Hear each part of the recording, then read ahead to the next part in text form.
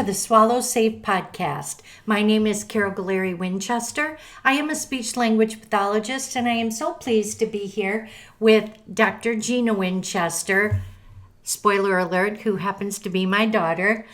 Good afternoon, Jeanna. Hi, Carol. Yes, my name is Jeanna Winchester. I'm a cognitive neuroscientist, and I have been working with Carol, spoiler alert, my mom, for many years now. And we are excited to talk to you more about swallowing safely, dysphagia, and different types of dysphagia instrumentation to connect you with professionals. That sounds great, Jeanna. So let's get going. This podcast is brought to you by SwallowSafe.com, where we strive to provide the patient, speech pathologist, caregiver, and medical professional with what they need to make a difference in the patient's life. SwallowSafe.com is your one-stop shop for accessing the support and information you need to address dysphagia issues. Our educational components, Swallow Safe Education and FeesTraining.com, provide online and hands-on training for the speech pathologists so they can lead this charge in changing functional outcomes. I'm in Fees training, and I really like the boxes that give you time to practice and maneuver and learn how to truly manipulate the scope. I'm in a Fees training course right now, and I really like the scaffolding approach, the bottom up with the fake noses all the way up to real noses. I really feel like it's effective. Welcome back to the Swallow Safe podcast. I'm so excited to talk to you because we haven't really had a chance to kind of go through and discuss your background to really give people some insight into how you ended up here with Swallow Safe. So my first question is, what is medical speech pathology? Well, it's different now than it was 40 some years ago when I started. I've been doing this for actually almost 48 years. And back when I started, speech pathology was just speech therapy. It was primarily in the schools. And I was in one of the first programs at Bradley University's University of Illinois School of Medicine program, where they wanted to focus on the medical aspect. Now there are several tracks and people can choose medical speech pathology.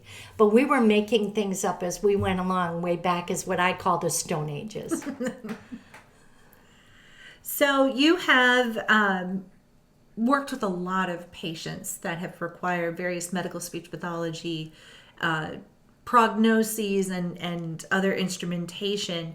But who are these patients and what kind of profiles are you seeing? Well, you know, when I started, there were no therapists in nursing homes. It didn't exist yet. And you may have seen one in a hospital, but it was really rare. And dysphagia wasn't even a word yet. It was called swallowing, and it was done by OT. And it was really all about whether you could get the food to the mouth. Nobody had investigated what it took to get the food from the mouth to the stomach safely. So as we started out, we were thinking the obvious patients would be stroke patients. Now we know a lot more. Over the years, we have, with you actually, you and I, when you were doing your postdoc out at UC Irvine, we were investigating the 5 systems of dysphagia. You know, what are the 5 systems that it took to work? The muscular, neurological, respiratory, cognitive, and gastrointestinal. And so now when we look at it, it expands beyond just the obvious stroke patient to all neurological diseases, you know, obviously head injuries, the natural effects of aging, everything from now we add post-COVID to it. So there really is no profile of a specific patient. It's taking that patient and figuring out, do they have a swallowing problem? And what, if anything, can I do to fix it? So you've been working with FEES for a very long time, the endoscopic evaluation of swallowing.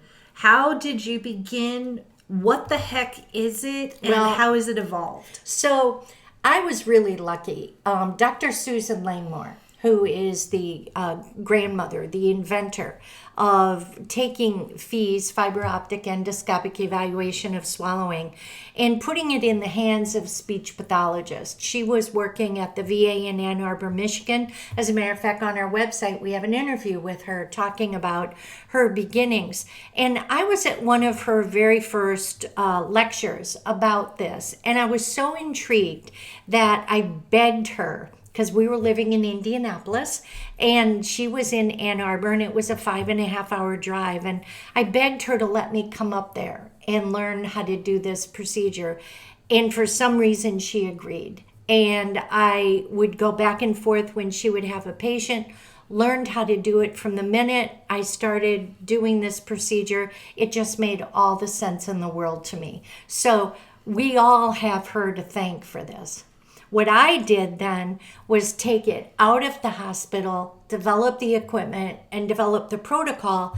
And I was the first person out there to do mobile FEES in nursing homes. Nobody had ever done that before. And luckily in Indiana, I had several relationships where, I don't know why, but they trusted me to come in and figure this out. And I did. And here we are 34 years later.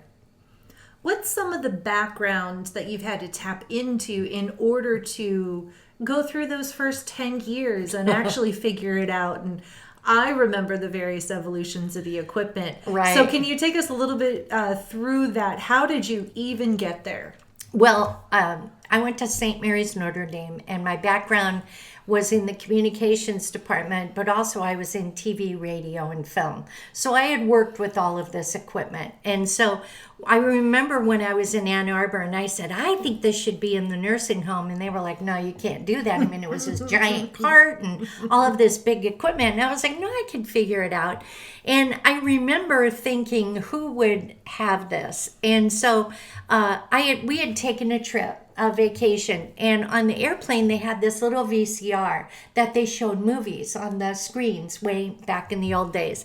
And I actually called United Airlines and said, where do you guys get those little VCRs? And they told me, and I got one of those. And then in Indianapolis, there was a group who I still work with today, who I went in and said, can you help me develop how to put this together and how to get the recording and the pictures and the cameras? And I worked with Nick Chaklis from Pentax at the time and Gary Lazinski, and those guys helped me develop the scope. So what I did was take my little bit of knowledge, and then I did what any good Italian would. I just asked everybody that I knew, and that's how we figured it out. Well, you had to develop a lot of relationships in that time because, of course, no one had any idea what any of this was. What was it like to develop those relationships, and how did you get them to say, okay? You know, I don't know. I don't know if I looked trusting or what, because we literally had no idea what was going to happen. I mean, we knew the procedure was safe. Dr. Langmore had established that, but we were going into nursing homes. And so we for example, at one facility in Fort Wayne, Indiana, this guy was so supportive. And I said, we want to establish for CMS, which was HCFA at the time, the before, during, and after of being able to get FEES. And he said, sure, all the stuff's in the attic. They had a walk-up attic. And as a matter of fact, I think I took you kids one day. I think so. And we went through boxes and took out charts and gathered all this data. And we were able to do a 3-year study of a year and a half before and a year and a half after they had FEES in the building. And their reduction of return to hospital ended up being 67%. I remember that. For respiratory complications, especially pneumonia, with the patients with FEES. And once that word got around that this was that good, I mean, people were lining up because we were the only game in town back then.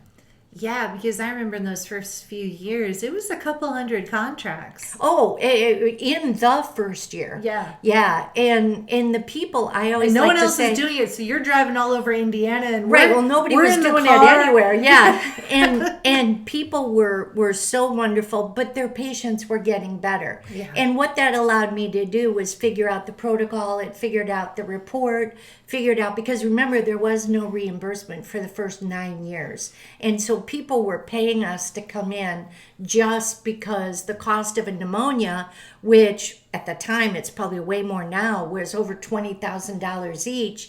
They were thinking if they could save one pneumonia, that more than paid for me coming in for, a bazillion patients. So it really took off. We went around, we spoke everywhere around the state. I presented at ASHA conventions. I used to take you kids, and it really was an exciting time because it was something good that I thought we could even make better if we could make it portable.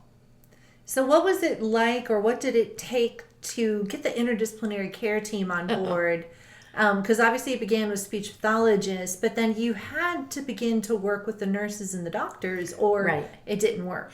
Well, it took me a while to figure this out. And what I realized was, at the time, the definition of dysphagia, according to ASHA, was whether you aspirated or not. And Right. people just, they were like, well, if they don't aspirate, they don't have it. Yeah, well, they had their that magic wasn't it. Superman Right, eyes to right. find out if you aspirate. Yeah, from the bedside. And so I had to do a couple of things, but the first thing I did was get on a committee, which, interestingly enough, they've never asked me to be on another committee. And my sole purpose was to get the definition changed. And that's where we started working on the 5 systems, because what I kept saying was, it's if you're dehydrated, it's if you're malnourished, it's if you have congestion, it's if you have asthma, it's if you do have bronchitis or you have ongoing pneumonia. It's so many different things other than do you aspirate or not. So I kept saying it's about risk. It's not about whether you aspirate in that one little second of time. It's what's your risk over 24 hours. Well, they weren't getting it. So then I made this chart that I spoke to many nursing groups and physician groups and ENT and GI around the country and all these different groups. Nobody was getting it. They just weren't getting it. And so finally, it dawned on me that if I took this 5 systems of dysphagia, and I don't know if you remember this, I was sitting on our living room floor and I was making this up, creating dysphagia. What does it feel like to have dysphagia? So I would do all these different textures, and we would put on goggles and breathe through a snorkel to see what it's like to have COPD and all these different things. And so finally I came up with an in-service to say, what does it feel like? And I tried it out in a couple of facilities, and the response was like, oh my God, are you kidding me? This is what they're going through? And you're like, yeah, this is what we've been trying to tell you. Well, then I went around the country and I started presenting at conventions, and I would have a room of 200 people or 500 people or 100 people. And, again, you poor kids were helping me put these little baggies of things together for everybody. And that started for people to realize what it really felt like. I remember a couple of those where it didn't matter who it was. If it was a family member to a physician, especially when you got to the straws and you had to emphasize emphysema. Yeah. 1 minute later, they were like, oh my gosh, and then I think I'm say, choking on my saliva. Exactly. And then I would say, okay, somebody shout out the words, what does it feel like? And they're like, scary, creepy, all these different things. And I'm like, that's what these poor people feel like. The goggles where they couldn't see. Yes, and we put like, tape on wow, them. I can't. And then we put the earplugs in. Yeah, they couldn't people hit that their can't mouth. hear. They couldn't, Yeah. So that started to turn it around. And once we got PT and OT on board and they understood more, they became our advocates in nursing. And it was, I look back and I can't believe it's been 34 years, but it's been a constant, not struggle, but because it's been a privilege, but it's been a constant learning situation where just when you have a generation who gets it, then we have a new generation that we have to bring in. And so starting to develop. So does that make sense? I think that was the biggest. Obviously the procedure was great. Yeah. But the procedure alone doesn't mean anything if nobody's going to use it. Right. I really think that experience. And then my last question before we move on to the next section is, what was it like to see the patients change? Well, that was the thing. What our goal at, DMS, BAS dysphagia management, and then we changed it to dysphagia management. Our goal was for the patient to get better. But for the patient to get better, the people in the facility had to get it, because once we walked out of the building, if they didn't do something different, that patient wasn't going to get better. And to see the outcomes improve, I mean, that means everything. It's worth it 100%. I mean, there were days, especially in Indiana, where I was just going everywhere, where I would have to drive 3 hours to see an emergency patient, and we were supposed to do something else, and I was mad, and I was like, all the way down there. And then I would get there, and it was somebody that really, really needed it. And the test would show exactly what was going on, and it was not what the facility thought. So we were able to make a change that within the next 6 hours, their diet got changed, their techniques got changed, and you would hear a week later how much better they were. That has made everything worth it. Well, thank you so much. We're going to take a moment and we'll give you a little information more on swallowsafeandfeestraining.com before we come back and talk a little bit more about education. SwallowSafe.com is your one-stop shop for accessing the support and information you need to address dysphagia issues. Our educational components, Swallow Safe Education and FeesTraining.com, provide online and hands-on training for the speech pathologists so they can lead this charge in changing functional outcomes. This course truly takes a future endoscopist from not being able to know anything about passing a scope and train them and educate them for hands-eye coordination and ability to pass the scope and place it comfortably into the patient's nasal cavity, and then walk them through an assessment so that they understand all of the components that go into an assessment. At the end of the 3 days, it is an amazing transformation to watch this speech therapist go from not knowing anything to being very well competent and on their way to becoming experts. And now we're going to take you back to the Swallow Safe podcast. What has been so great about working with you is that because of your background, we have over the years traveled and spoken at a lot of conventions, more than I can even think of, in meetings on speech pathology and from your perspective as a neuroscientist. But let's talk a little bit about your background. Where did you get your bachelor's? I went to St. Mary's Notre Dame. I'm third generation. Mom went there as well. And your major? I had to take a couple of majors because speech pathology or communications disorders wasn't at the bachelor levels at all. So I took psychology, biology, and chemistry as a triple major. And then I did get a communication disorders certificate, which is all they had at the time. And then where did you go on to do your PhD? Now, you skipped your master's. I did. I got a master's later. Okay. And so where did you do your PhD, and why did you decide to do that?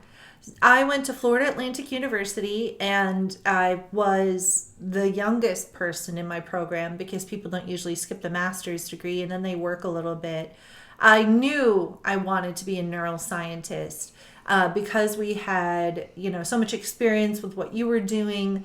And even as a kid, I was in the nursing home playing around with your patients. I just was always fascinated with the aging process. And I think it's because I love the patients as well, that at the bachelor's level, I knew I wanted to be in neuroscience, which was interesting because neuroscience was also brand new. I remember. It had only been maybe 2 or 3 years as even a major that anyone was interested in. So getting into the program for me was just a shot in the dark. Yeah. I thought, okay, why not try? If not, I'll go into the master's program. I was debating between the PhD and medical school. Now, you specialized, even at that young age, you specialized in Alzheimer's. Yes. And that was always a shock because in those first couple of months, I was already in the patient rooms. Mm-hmm. I was doing literature reviews by October, and I'd only started in August when a lot of people were just trying to figure out where their classes And were. if I remember correctly, during your course of your PhD, you're the only one that went out and saw patients. At all. Yeah. Yes. Or mostly worked with people because there were a lot of animal models, or it was computer networking. Now, let me jump to your postdoc because Yeah. that experience that you had seeing patients led you at UC Irvine under Carl Kottman, correct? Yes. Which was unbelievable. And you were working in that big UC system, Alzheimer's research, where you also went out and saw patients. And I still was the only one in my postdoc lab that did that because Carl was a chemist. Right. And so he had been working with the Alzheimer's Association and with the government and with the American Medical Association for 25 years, also to get the definitions of Alzheimer's disease, Right. just to write the definitions at all.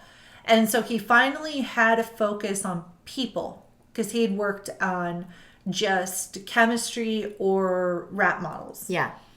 And so he was kind of surprised at how much experience I had and that I just knew what I should do and then just go out and do it. He loved it because I had this independence. Well, you have to just share a little bit. Okay. So this was an aging study of people who were over 100. Yes, there were two studies. So it was healthy individuals in Southern California. There's more than 100 individuals over the age of 90. It's called the 90 plus study. Okay. That you can go search, and it's the most groundbreaking study. It was between 90 years and 115. And what were they doing? And it had a lot to do with walking and engagement and the Mediterranean diet. This is where these recommendations for the American Medical Association came from. He was also going to the government a lot as we were doing it. And then the second study was in patients themselves, people that were genetically predispositioned to Alzheimer's. It's called the APOE4 allele. I was doing PET scans and MRIs because we were continuing to figure out the diagnostic component. Right. And I really think it's because I'm your daughter that I was interested in this, because everything I ended up doing in my postdoc was about definitions and diagnostics. Yeah, and setting the standards. Yes, set the standards and instrumentation and actual cognitive tests. I did cognitive tests. Yeah. And a lot of those standards are actually the standards of practice now, still to this day. I used to love coming out to visit you because I'd get to go in the lab and see all the different brain and all the electrical signals and everything. And it just was so fascinating. All right, so now over the years then, you've taught in a lot of settings. Yeah. And why don't you give us just a little bit about that? So at the PhD level, besides seeing patients, I was also the first person to teach, it just seemed natural because you were teaching. Again, I think I'm so used to it that immediately that first semester I'm teaching psychology. Then it continued after my postdoc, because the whole purpose of a postdoc is to only do research. Right. It's 3 years. It's the equivalent of a residency. This is all you're doing. So then after my postdoc, I started teaching medical school for 10 years, ENTs, first year medical students, and then And you taught neuroanatomy. the neurology course itself, Yeah. the entire neurology course for 30 years. At the same time, I was also teaching the nursing programs, Right. the general background, general sciences. I had like 5 courses. And then the only other therapist that I taught, because I wasn't in a speech pathology program, this school had a respiratory program. So I really got a background in respiratory therapy and respiratory function, which translates to our current courses that we have out there. Right. In respiratory function and some of the nursing and some of the neurology. So then what, other than the fact that you get to work with me, what intrigues course. you about providing Swallow Safe education and feestraining.com with a combination of my experience and your background? What excites you about that? Well, I realized over the last 10, 12 years how much I loved teaching. I really love to see the change and to answer the questions, and between teaching the medical school and the nursing schools and then going to those conferences, as we talked about, like creating dysphagia or other components like this, I love to see the change. I love to see the light bulbs go out, or go off, I should say. Yeah. So that's one component. Another component, of course, is the research part. I love to see what's new.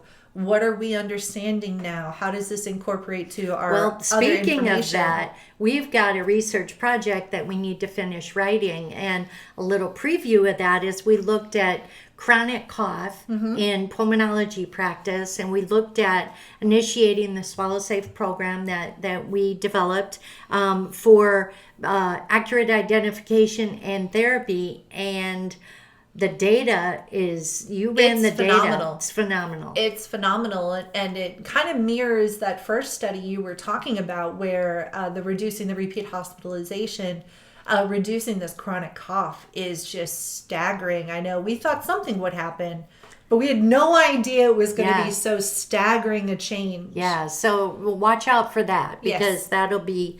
we'll be providing that soon. But the numbers are staggering on The that, numbers which are is amazing. great. And that gives our therapist a lot of impetus to learn as much as they can, because they can make such a big difference. Well, I'm excited about these courses, especially the two that we're just rewriting, the neurological dysphagia and the respiratory dysphagia. And then we're going to attack several more. I know you have a bunch of cognitive courses coming up. Yeah, we have a 4-hour MCI, a 2-hour MCI overview. We have an Alzheimer's, vascular dementia, motor disorders, where we talk about Lewy body dementia and Parkinson's, orthopedic surgery, which I have to say, a personal story. I had a serious injury about 5 years ago. That was a spinal cord injury, and I had a loss of function, widespread loss of function. And I did tap my mom for fees. And you're the reason we detected cranial nerve damage, because the reflex and the aspiration and the dead nerves in my pharynx were entirely left-sided where the injury was. And when the neurologist, remember when we showed the neurologist, he said, okay. Yeah, because he wasn't believing you up to that point. Because you couldn't really see it from the outside, Right. but then when you saw the absolute paralysis of the left side, the vocal cords are just hanging wide open. Yeah. And I can't swallow anything, and my upper esophageal sphincter was completely open. Yeah. Didn't move at all. On that one side. And so it was cranial nerve 7, 9, 11, and 12 had basically been paralyzed. Right. And so then I was so excited when we did the repeat study, because we did do a repeat study a year later, when you had got me on the puree diet, when you had me doing the exercises that you had been telling everyone else for years. When I experienced it, the light bulbs again went off, because I realized this saved my life. Yeah. Because You've I was made an incredible drowning. recovery. And because of that, I know we have 9 million things on our list, but on swallowsafe.com, we have Seasonal Feast, where we have the recipes. And what we're going to do is put together a full cookbook. For folks. We'll put it all together. Well, this has been great. Obviously, it's an honor to be able to work with you. I learn something all the time. Yeah. And so thank you so much. And let's keep it up. We want to thank you for joining our podcast. Check out swallowsafe.com for dysphagia tools, patient information, caregiver and aid resources, dysphagia tips, ideas, recipes, articles, video, and more. If you are a speech pathologist, check out feestraining.com, where we provide online training anywhere in the world and in-person training in sunny Sarasota, Florida. Swallow Safe Education is an ASHA-approved CEU provider. Follow us on TikTok, Instagram, Facebook, LinkedIn, Blue Sky, X, and Substack. Like, share, and subscribe, and check out our future live events. See you next time.